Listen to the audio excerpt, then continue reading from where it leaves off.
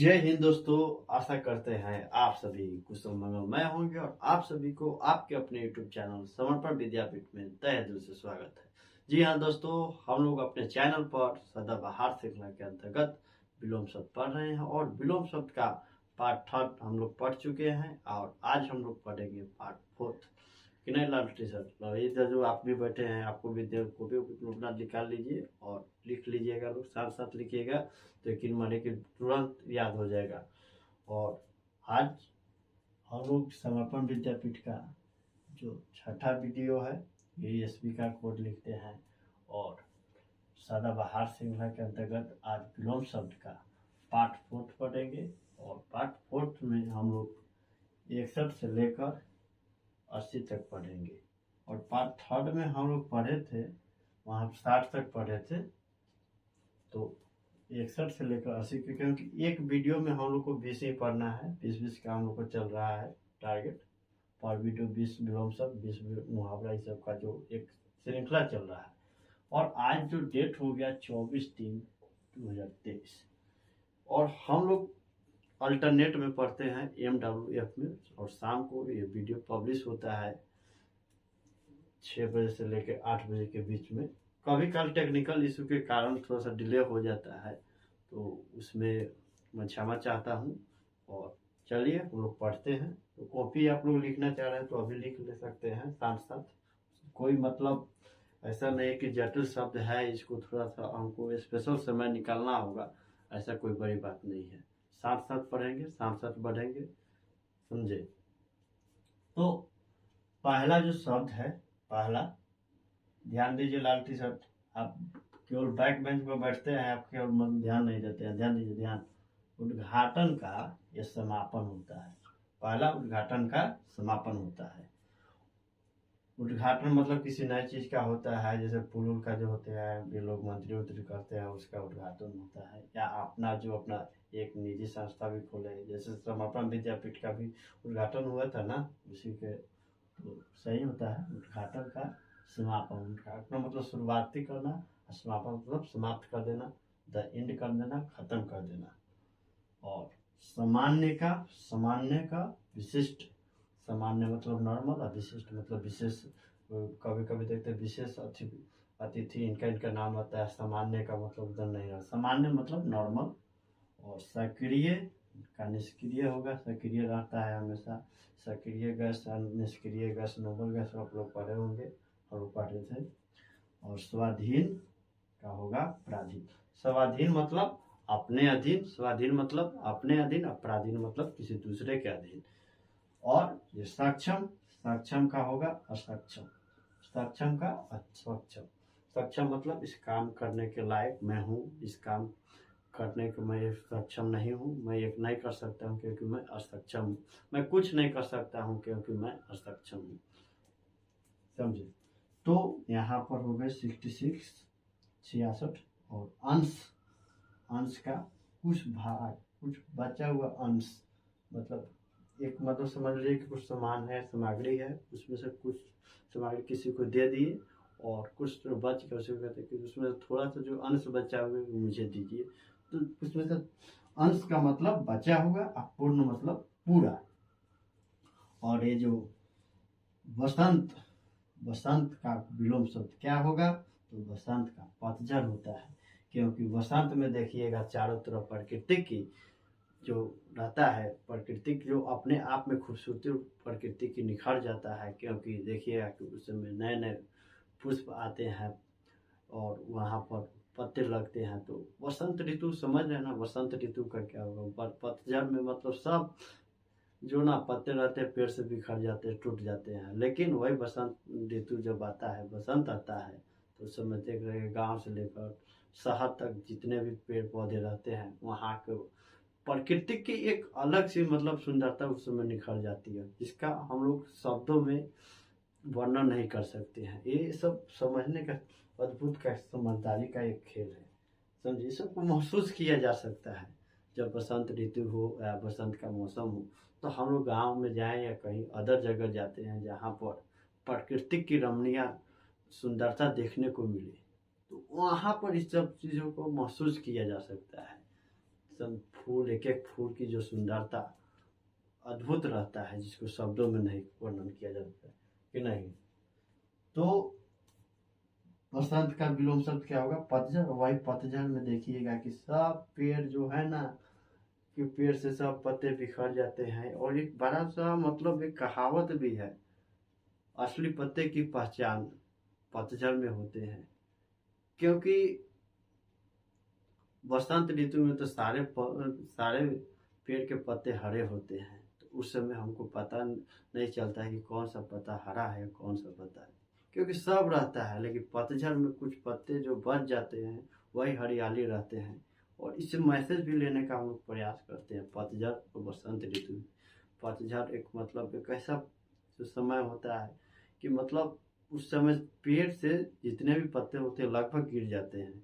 और उसके बाद जब बसंत होता है तो वहाँ के बाद फिर नए नए पेड़ पत्ते आना शुरू होते हैं और फूल जो लगते हैं। तो ये सब बात समझने का प्रयास हम लोग करते हैं। और साहित्य एक ऐसा सब्जेक्ट है, यदि इसमें रुचि रखते हैं, यकीन मानिए कि पढ़ने में से ज़्यादा मतलब इसमें समझने में मज़ा आता है। क्योंकि एक एक चीज़ को बारीकी से हम लोग समझते हैं तो एक अलग सा मतलब उसका जो ना प्रभाव पड़ता है, उसको शब्दों में वर्णन नहीं किया जाता। तो साहित्य है। आखिर विलोम शब्द, मुहावरा, लोकोक्तियाँ जो हम लोग पढ़ते हैं, एक सुंदर से सुंदर मतलब वाक्य की रचना करने के लिए ना तो हम लोग पढ़ते हैं। तो बसंत का हम लोग पढ़ लिए। बसंत का क्या होगा? पतझड़ होगा। और घमंड का क्या होगा? विनम्रता। जो घमंडी रहता है उसको क्या होगा? विनम्र। घमंड मतलब घमंडी, अहंकारी। और विनम्र मतलब विनम्र, नम्र भाव का। दूषित का होगा स्वच्छ। दूषित का विलोम क्या होगा? स्वच्छ। और आयात का निर्यात। आयात निर्यात होता है ना, एक देश से दूसरी जगह देश जब सामान आता है तो उसके समय का जो प्रोसेस होता है उसी को आयात निर्यात कहा जाता है। तो मैं समझता हूँ कि हम लोग 61 से लेकर 70 तक इधर हम लोग पढ़ लिए। और आगे हम लोग पढ़ेंगे 71 से लेकर 80 तक। तो इस चीज़ को हम लोग समझ ले। और मैं चाहूँगा कि आप लोग लिख लिए होंगे इधर का, मैं आशा करता हूँ। और इधर जो शब्द लिख लिए हैं हमेशा की बातें, और इधर विलोम लिख लिए हैं। इसमें थोड़ा सा भी मैंने समझता हूँ कि यहाँ कोई ऐसी बड़ा शब्द नहीं है जो जटिल हो, जो आप लोग परिचित नहीं होंगे। कुछ शब्द ऐसे होंगे कि आपको याद होंगे अवश्य। ऐसा कोई मैं नया यूनिवर्स मतलब ज्ञात नहीं किया हूँ कि ऐसा शब्द खोज दिया कि जो आपको थोड़ा समझने में दिक्कत हो, ऐसा शब्द नहीं है। और 71 जो नंबर है, विरोध। विरोध का समर्थन।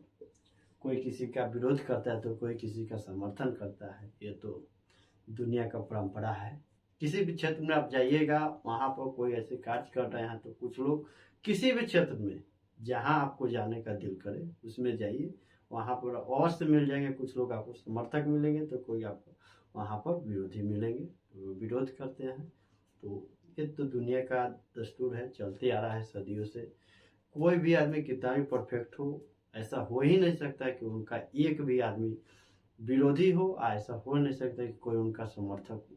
ये अपने आप को ये निर्धारित करना है कि मैं क्या कर रहा हूँ और मेरे साथ कौन कौन लोग हैं, मेरे साथ समर्थकों की संख्या किस तरह का है, असमर्थक किस कैटेगरी के हैं। तो ये बात समझने का चीज़ है। विरोध का क्या होगा? समर्थक। हम लोग देखते हैं ना, कभी कभी जो होता है सरकार के खिलाफ विरोध, धरना प्रदर्शन करने लगते हैं और कुछ लोग समर्थक करते हैं। और रही बात 72, ये भी पक्ष जो है समर्थन मतलब होता है पक्ष विपक्ष। सरकार को चलाने के लिए पक्ष भी चाहते हैं, सत्ता पक्ष चाहते हैं, सत्ता विपक्ष भी चाहते हैं। तो ये दोनों का एक अपना भूमिका रहता है। क्योंकि केवल पक्ष रहेगा तो कंपटीशन नहीं होगा, आप विपक्ष वहाँ पर सवाल नहीं उठाएगा तो जो जनता को जो मांग होगी वो कभी पूर्ण नहीं होगा। विपक्ष रहता है जो कि समय समय पर सवाल उत्पन्न करता है, उसके बाद वो पक्ष पर धारी को वहाँ पर चुनौती मिलता है, उसको जवाब देते हैं, तभी तो जनता के पास कुछ पहुँचता है। अन्यथा तो सरकार जो सोचती है कि कितना से कितना हो, हमारी पॉकेट भरे। और 73 जो नंबर जो है वक्ता। वक्ता मतलब बोलने वाला और श्रोता मतलब सुनने वाला। वक्ता मतलब बोलने वाला, श्रोता मतलब सुनने वाला।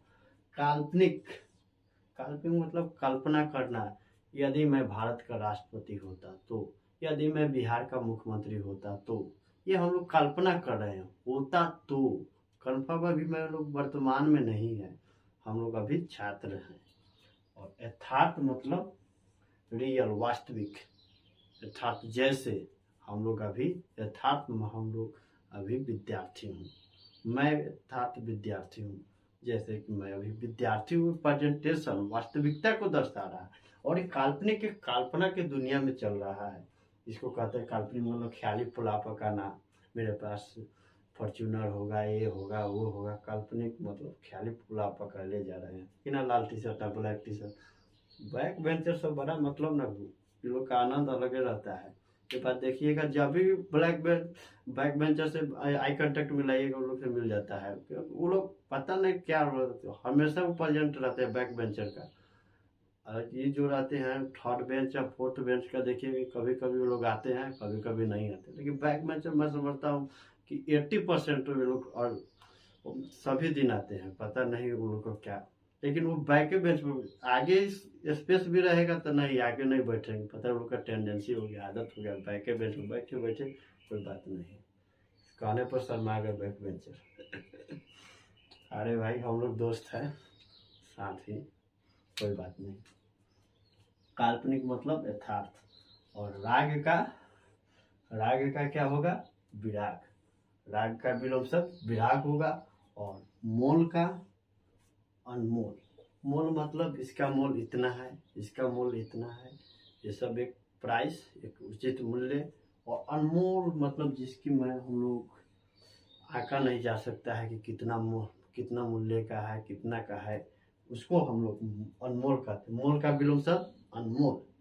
और स्वदेश, स्वदेश मतलब अपना देश। विदेश मतलब दूसरा देश। स्वदेश का मतलब विदेश होगा, और स्वदेश का प्रदेश भी लिख सकते हैं, वहाँ पर कोई गलती नहीं होगा। और तो स्वाद जहाँ लग गया वहाँ पर अपना रहता है। स्वाद यहाँ जो था ना जी, स्वाधीन, यहाँ हम लोग पढ़े थे हम 64 में। स्वा यहाँ पर है तो ये स्वाधीन मतलब अपने अधीन, अपराधीन मतलब दूसरे के।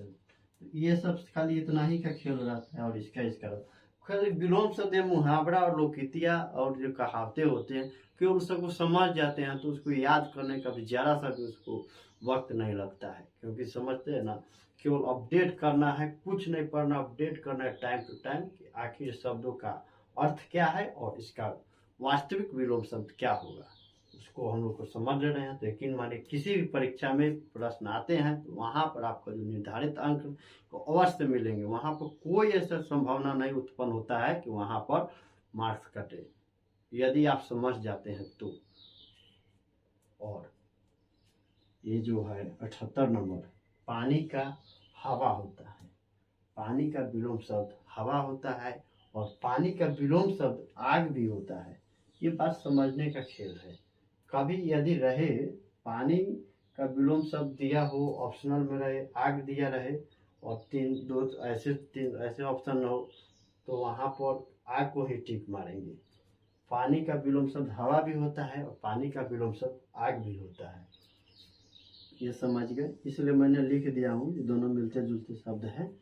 तो आग का पानी और पानी का हवा या हवा का पानी बात बराबर है, समझ रहे ना। और उत्पादन, उत्पादन किसी चीज़ का जो उत्पादन करते हैं हम लोग। और उसके बाद उपभोग, उत्पादन का उपभोग होगा। और मैं आशा करता हूँ कि आप लोग इस बात को समझ गए होंगे। तो इसका एक बार स्क्रीनशॉट ले लें, ताकि इसको एक बार लिख ले रहे हैं तो वर्तनी को लिखने का प्रयत्न करेंगे तो आपका वर्तनी जो होगा ना उस ज़्यादा से ज़्यादा शुद्ध होगा। और वहाँ पर एक भी 0.5 भी नंबर वहाँ पर कटने का कोई ऐसा चांस ही नहीं होगा, वहाँ पर कोई संभावना ही नहीं उत्पन्न होगा। केवल इसका वर्तनी को सुधार ले बस, वहाँ पर आप यकीन मानिए अभी का अभी विलोम शब्द आपके हूबहू दिमाग में ये छप जाएगा।